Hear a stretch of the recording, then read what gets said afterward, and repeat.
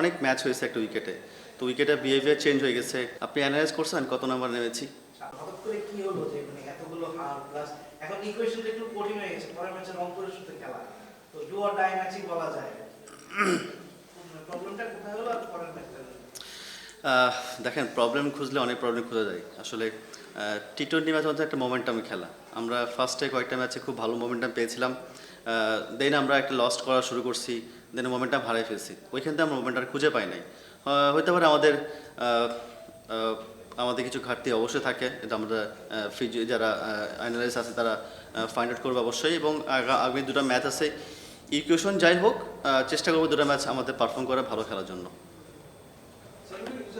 সিলেটের রাতে ম্যাচে রান হচ্ছে, আপনারা বেশ ভালো স্টার্টও পাইছিলেন, ওসমান ভালো শুরু পাইছিল, এরপর আসলে কলাপস আসলে মানে আপনাদের ইয়েটা কি হয়েছিল? মনোসংযোগে কোনো ঘাটতি পড়ছিল নাকি কোনো প্রবলেম? না আসলে উইকেট যেটা বিহেভ করছে, অনেক ম্যাচ হয়েছে একটা উইকেটে, তো উইকেটের বিহেভিয়ার চেঞ্জ হয়ে গেছে, বল ডাউন হচ্ছিল, বল গ্রিপ করছিল, আমাদের মিডলে যারা ব্যাটসম্যান ছিলেন তারা হয়তো বা উইকেটটা রিড করতে পারে নাই।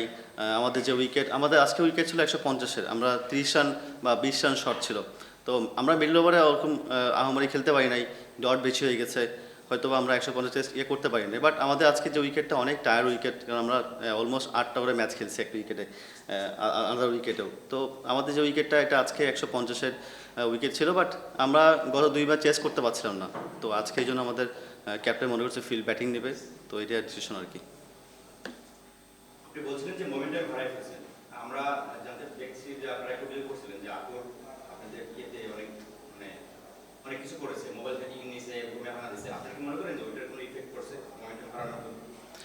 না দেখেন ভাই, আউটসাইডের যে বিষয়গুলো এটা তো আসলে কারো হেডেক হওয়ার কথা না। এই যে প্রফেশনাল ক্রিকেট প্লেয়ারদের মাঠের ভিতরে যখন ঢুকবে তারা ক্রিকেট খেলার জন্য ঢুকবে, আউটসাইডে ফ্যামিলি প্রবলেম থাকতে পারতো বা আমাদের অনেক প্রবলেম হতে পারতো, বাট আমার কাছে মনে হয় যে প্রফেশনাল ক্রিকেট প্লেয়ার যারা খেলেছে তারা আউটসাইডকে ইগনোর করেই খেলেছে, মোমেন্টামটা হয় নাই। এর মানে না যে আউটসাইডের ঘটনাগুলো মাঠে ইফেক্ট হয়েছে এমন কিছু না, চেষ্টা করছি ভালো খেলার জন্য, হয় নাই।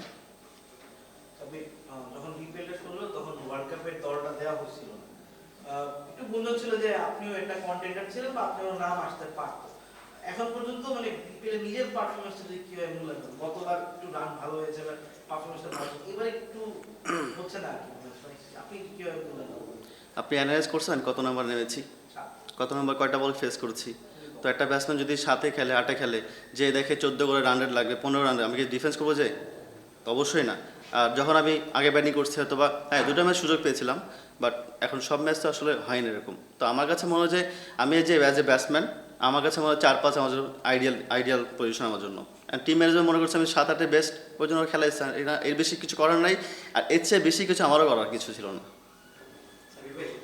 আপনি বলছিলেন যে আপনাদের অনেক ঘাটতি রয়েছে বলে মনে করেন, এখানে কোচের পরিবর্তন কোনো ঘাটতি, পরিবর্তন আসার পর কোনো ঘাটতি পাচ্ছে বা ঘাটতিটা কোথা থেকে একটু find out করুন। কোচ তো আজকে চেঞ্জ হয়েছে ভাই, সেম আগে যা ছিলাম এখন সেমই আছি, ঘাটতি তো আগেও যা ছিল এখন সেম আছে, কোচ চেঞ্জের সাথে কোনো ঘাটতি চেঞ্জ হয়নি তো আমাদের।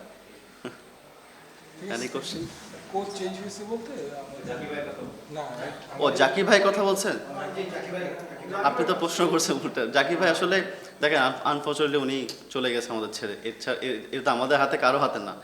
আর কোচ চলে গেছে বা আউটসাইডার এগুলো নিয়ে আমাদের কোনো হেডেকে ছিল না, আমরা আসলে আমাদের পারফর্ম করতে পারি নাই, এটা সত্যি কথা। যে কটা ম্যাচ আছে, 2টা ম্যাচ আছে, যদি ভালো মতো খেলতে পারি তো 4টা পয়েন্ট পেয়ে আমরা একটা ভালো পজিশন থাকতে পারবো ইনশাল্লাহ। Thank you. থ্যাংক ইউ সবাইকে। হ্যাঁ টপিক চলে গেছে, ও হচ্ছে